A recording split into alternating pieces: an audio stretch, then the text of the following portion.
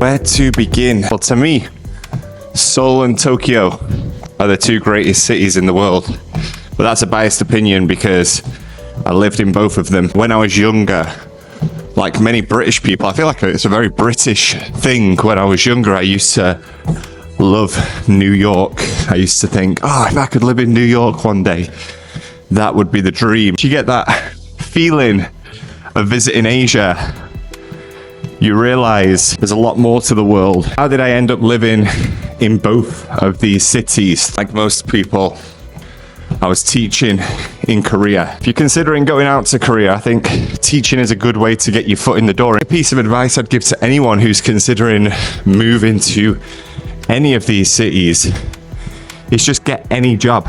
Just any job to get your foot in the door. Because what you'll find is once you've got that visa, that working visa that can be easily transferred to different companies, different jobs, etc., people will be a lot more willing to deal with you, talk to you, than if you're already on the other side of the world. I was out with my best friend in Manchester, moving to the Middle East. At that time, I was really unsure what I wanted to do. I haven't done any proper traveling, like, backpacking, anything like that. And he said, why don't you just go out to Asia, do some teachings just for a year or so. Teaching gets a bit of slack for the people who do it, but it's just like backpacking, right? Backpacking's fun and exhilarating, but usually you're doing things on a budget. Teaching, basing yourself somewhere and traveling from there, because I've seen all sorts of things since I first moved out here years ago. That first year was crazy. It gives you the opportunity to keep replenishing your money,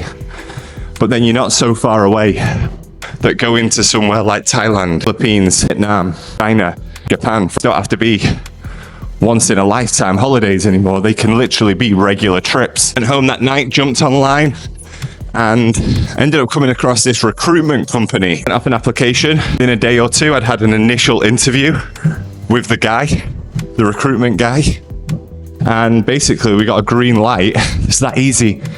Within 2, 3, 4 days, I was in the process of preparing documents. This time was January, and I was moving in August. Some people do it a lot quicker than that, the process. But for me, it was ideal because I was moving to the other side of the world for the first time ever. So it gave me lots of time to prepare everything and also to mentally prepare. If you just make a decision, don't think twice, jump on an airplane. A month later, in that situation, maybe you're more inclined to focus on negatives. As for me, the negatives I experienced when I arrived in Korea, and there were some, I sort of negated them by the fact that I've been preparing for it for so long. Looking back now, documents-wise, preparation-wise, it wasn't that difficult. There was a criminal record check, which I think is pretty standard, but I'd never got one of them before, so I had to go down to the police station. It's not a nice place, a police station usually, is it? To notarize your degree, your university degree and things like that. That costs a bit of money. Luckily, my friend's dad is a lawyer, so he sort of pointed me in the right direction in terms of all that, because I wouldn't really know where to start. There I was 8 months later on an airplane. Remember, Man United signed Van Persie the day that I left. That was exciting. United fans who might be watching will know that was the beginning of the end. Jesus. Touchdown in Seoul. The humidity of the Korean summer is something I've never experienced before. Got the train direct from the airport into Seoul. Obviously everything's air conditioned. And then I emerged from the subway with 2 suitcases looking for this hotel I was staying in for a few days. One of the most exhausting experiences of my life. Honest to God, it was absolutely horrible. Thought it was a one-off, like maybe some sort of freak heat wave.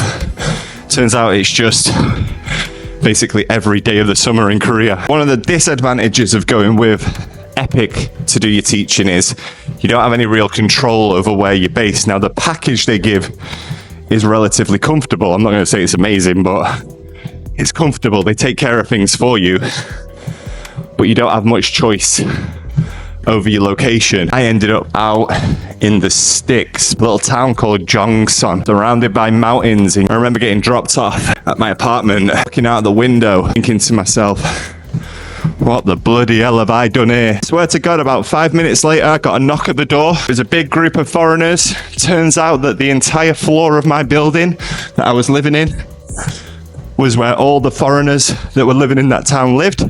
There were literally no other foreigners outside of that building, outside of that floor. They were all there welcoming me. We went out and got some food, and it was great. It wasn't my dream. It wasn't what I moved to Korea for in terms of to live in the countryside, but it wasn't any of their dream either. So every weekend, I got into the routine of traveling into Seoul, 3.5 hours on a bus. It became this exhilarating live for the weekend lifestyle. I kind of loved it. Looking back, I kind of loved the experience. But as much as I loved it, I couldn't do it forever. I couldn't do it for another year. It was a great year, but it was a year that was very isolated in time, like kind of a one-time experience. I think everyone might have that one period of time which you look back on fondly. You wouldn't redo it, you wouldn't make it any longer, because it kind of served a purpose for your life there and then. I wanted to move into the city. I was living a city life from 4 hours away, a 4-hour bus ride away. I just said to the company, politely, respectfully, I said to the company, I'd love to move into Seoul. Like, I'd really love to move into Seoul. That was my number one choice by far. It's not possible. Then I'm not going to re-sign in this current contract.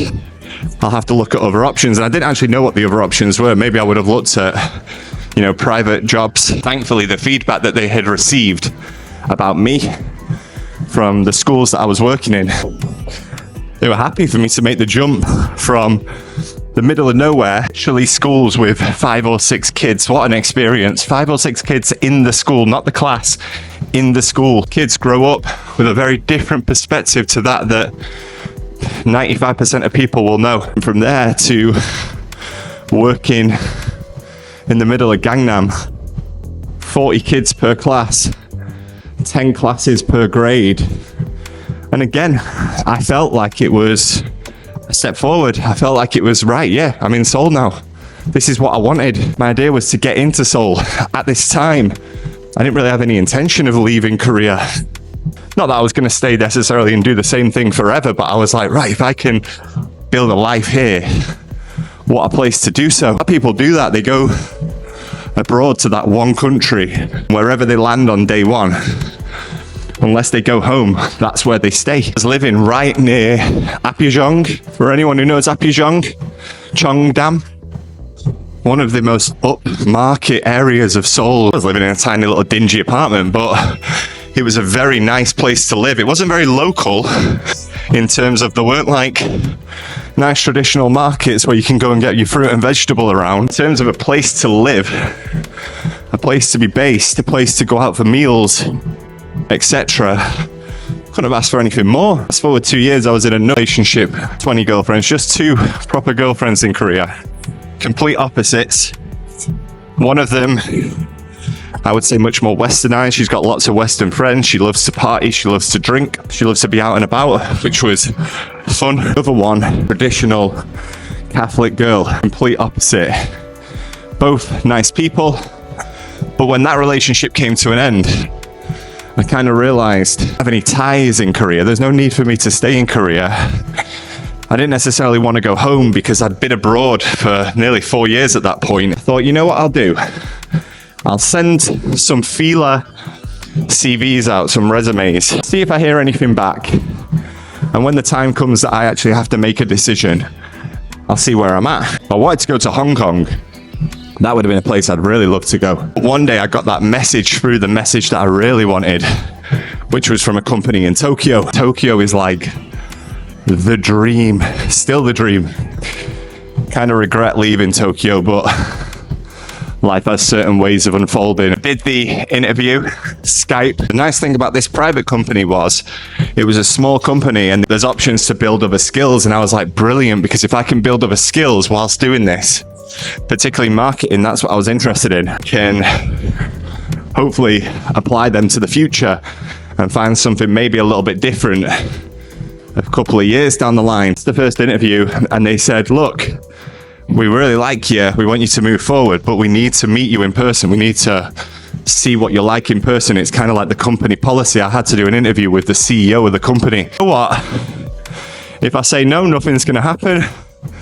So I went and booked a ticket to Tokyo for a weekend. It's crazy stuff. I finished work on a Friday.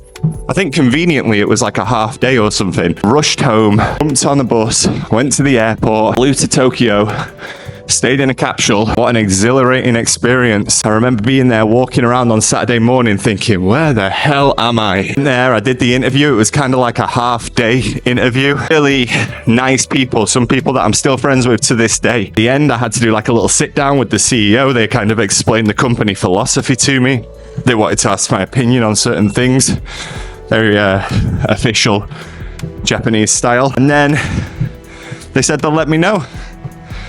So I went out of there feeling great, walking around Shibuya, etc., thinking, God, this could be it, man. This could be the next step for me in this nomadic lifestyle. Night, went back to Korea, and then about a week later, I got an email saying I didn't get the job. It's kind of a very polite rejection, a very positive rejection, which actually I thought was just, they're just being nice, they're just being polite. I've spent a load of money going over there, which was my choice, obviously, but maybe they feel bad.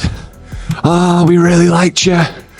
We really wanted to hire you, but we've got another candidate who's already got the working visa. The visa process is quite complicated, so out of the two of you, it's just easier to go with this person. I thought, right, okay. I continued to look for jobs. And then just as D-Day was coming up, where it was basically like, shall I just re-sign for another year in Korea? Or shall I go home? I got an email from the same company saying, actually, mate, we decided that we want to hire you as well. It was one of the best feelings. I was like, oh my God, I'm going to Tokyo. Completely unexpected, completely out of the blue. Zero contact since that rejection email a few weeks before, and they were basically like, yeah, we've decided that we're going to hire you as well as the other person. Really like you, we'll do the visa, don't worry. It's the first time we've ever brought anyone from outside the country. Now, don't get me wrong here, I don't think that makes me a superstar, that makes me something special, but the Japan visa process was a little bit more complicated than the Korea visa process, which is why I would say, if your goal is to get to Japan, take any job that will give you a visa, because a lot of them won't. It's a lot of hassle for the company. Even if the job might not sound that great, even if the location, the company, the position, the money might not sound that great, within reason, obviously. Once you're in the country, in Japan, basically a sort of transfer visa, which is connected to one company, will be transferred to another company if you change jobs. So just take any job to get your foot in the door. That was it, guys. Early 2016, I left Korea home, and I was basically waiting for the visa to be confirmed. I was basically on standby, let's call it. As soon as they got the green light from the embassy, the documentation came through, etc., I had to go down to London to the Japanese embassy twice, give them my passport, give them my documents, return a week later. It was a fun experience because it was all with purpose. It was exciting. It was all part of the process. And then I jetted off and found myself living in Tokyo. First year in Tokyo was very lonely compared to the life I'd left behind in Korea, and there were times when I really missed Korea. That passed. Eventually I met my now wife, and the rest is kind of history. So it is possible to move between these mega cities. Don't limit yourselves, guys. Believe that it is possible. Believe anything is possible. Simply by putting yourself out there. It all ties in. It all connects. And I wouldn't change those experiences for the world. I'm here now in Thailand, 5 o'clock in the morning, walking in this gym, speaking to my phone, and I look back on those experiences so positively. I kind of wish I was still in both countries in different ways. I'm going to finish that one there. Hope this has been helpful or interesting for some people. And if not, then you've just wasted about 25 minutes of your life. I'm sorry. Bye-bye.